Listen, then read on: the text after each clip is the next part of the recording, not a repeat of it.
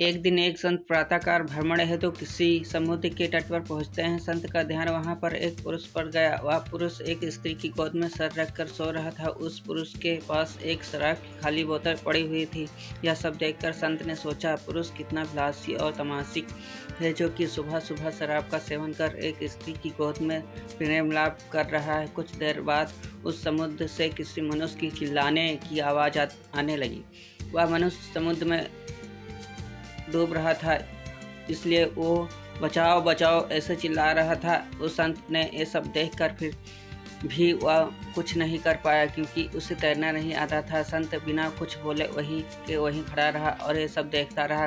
जो पुरुष एक स्त्री की गोद में अपना सर रख के सो रहा था, वह खड़ा हुआ और उससे डूबने वाले मनुष्य को बचाने के लिए पानी में कूद पड़ा। थोड़ी ही देर में तो उस पुरुष ने उसे डूबने वाले व्यक्ति को बचा लिया, उसे समुद्र के किनारे पर लेकर गया।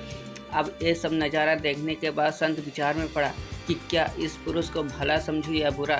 संत ने उस पुरुष के पास जाते हैं, उनसे पूछते हैं, भाई तू दिनों बाद में प्रातः का समुद्र में मछली पकड़ने के बाद जल्दी यहाँ पर आराम करने के लिए लेटा हूँ। मेरी माँ मुझे लेने के लिए आई है, उसे कोई दूसरा बर्तन न मिलने के कारण वह इस मदिरा की बोतल में पानी भरकर मेरे लिए आई है।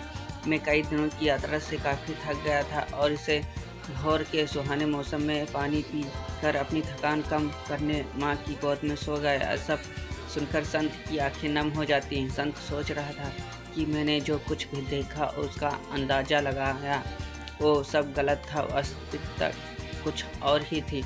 उसे अपनी आप पर गुस्सा आता है कि मैंने कैसे किसी के बारे में ऐसा घटिया सोचा। इसलिए हमें किसी भी निर्णय लेने से पहले उसके बारे में 100 बार सोचना चाहिए और अच्छे से अच्छे सोच समझ कर ही फैसला लेना चाहिए, क्योंकि कभी कभी हम फालतू के भ्रम में होते हैं और ऐसे भ्रम आकर हमें गलत फैसला कर लेते हैं।